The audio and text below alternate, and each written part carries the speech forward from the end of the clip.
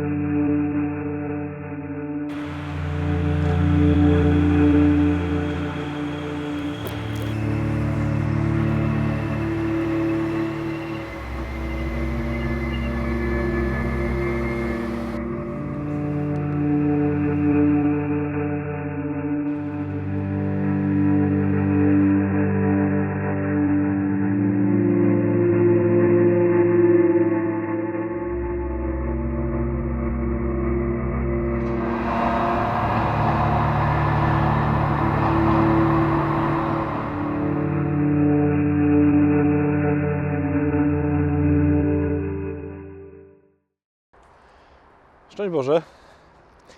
Kilka miesięcy temu wybrałem się w Krakowie ze znajomymi do kina, do krakowskiej Galerii Bonarka i próbowaliśmy się po seansie, było już dosyć późno w nocy, dostać na Ruczaj. Jeżeli ktoś kiedyś był w Bonarce, to wie, że nie jest takie to proste, kiedy się nie ma samochodu. I zobaczyliśmy jakichś ludzi, którzy chyłkiem przez dziurę w płocie wchodzili w dziwne krzaki. Postanowiliśmy pójść za nimi, przeszliśmy przez te krzaki. I okazało się, że znaleźliśmy się na dworcu, na stacji kolejowej Kraków-Bonarka, o której w życiu nie wiedziałem, że taka w ogóle istnieje. W samym centrum miasta ogromna stacja, opuszczona, z której pewnie odchodzą 2 pociągi dziennie. Ale myślę, że to jest bardzo piękny obraz tego, że często w życiu człowieka jest coś tuż obok niego. Coś, z czego mógłby jakoś odjechać do czegoś bardzo fajnego w swoim życiu, a nie znajdujemy się tam dlatego, że są jakieś krzaki, że są miejsca, przez które boimy się przejść. I chciałbym, żebyśmy dzisiaj na chwileczkę w te krzaki weszli. Co to są za krzaki, o których mowa? Myślę, że nie trzeba daleko szukać, bo każdy z nas już w takich krzakach się znalazł. To nie jest tak, że musimy specjalnie szukać jakiejś dziury w płocie, żeby w nie wleźć. To są krzaki, które nam się wszystkim przydarzyły wtedy, kiedy się dokonał pierwszy grzech. Kiedy, jak jest napisane w Księdze Rodzaju, ze wstydu przed tym, co zrobiliśmy, ze wstydu przed Bogiem, który nas szukał, a okazało się, że jesteśmy grzeszni, schowaliśmy się wszyscy w krzaki. Te krzaki to jest nasza grzeszność, to jest nasza głupota, to jest nasza ślepota, to jest nasza taka pazerna miłość, która próbuje zagarnąć wszystko dookoła siebie. Te krzaki to jest jakaś dziwna ślepota, można powiedzieć wręcz, że trochę to jest mgła, przez którą nie widać tak naprawdę, co jest obok nas. Cała rzecz w tym, żeby na te krzaki spojrzeć w taki sposób, w jaki patrzy na nie Pan Bóg. My zazwyczaj chcemy, żeby z tych krzaków nas Pan Bóg od razu wydobył, żebyśmy się z tego gąszczu, z tej mgły, z tego niewidzenia wydobili jak najszybciej. Natomiast Pan Bóg, myślę, czasem patrzy trochę inaczej.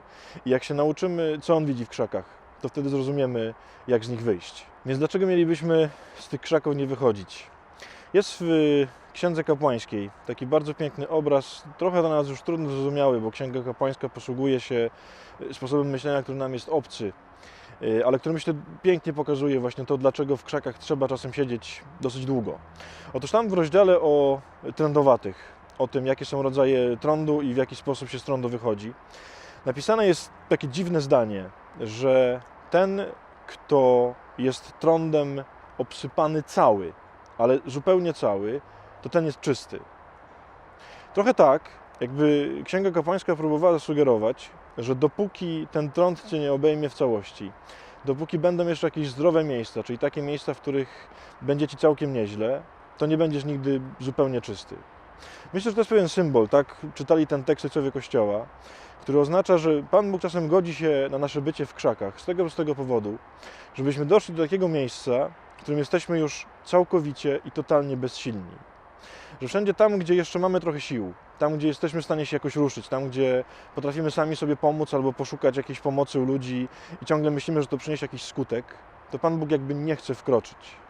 Że On wkracza, On przychodzi, On oczyszcza zupełnie wtedy, kiedy dojdziemy już do całkowitej beznadziei. I może jest tak, że warto popatrzeć na te swoje krzaki właśnie w taki sposób, bo to może być wreszcie wyjście z tych krzaków na dworzec, z którego można wreszcie odjechać do jakiegoś lepszego miejsca. Więc może jest tak, że jeżeli siedzisz w jakichś strasznie poplątanych krzakach, jeżeli wokół ciebie jest coraz ciemniej, jeżeli wokół ciebie jest coraz więcej mgły i coraz mniej widzisz, to trzeba ci po prostu jeszcze poczekać. To nie jest zbyt dobra wiadomość, bo chcielibyśmy z takich krzaków wychodzić od razu. Ale bardzo możliwe, że Pan Bóg czeka na ten moment, kiedy będziesz całkowicie i totalnie bezradny. Oczywiście my jesteśmy przekonani zazwyczaj, że kiedy jesteśmy w krzakach, jesteśmy w grzechach, to że jesteśmy bezradni.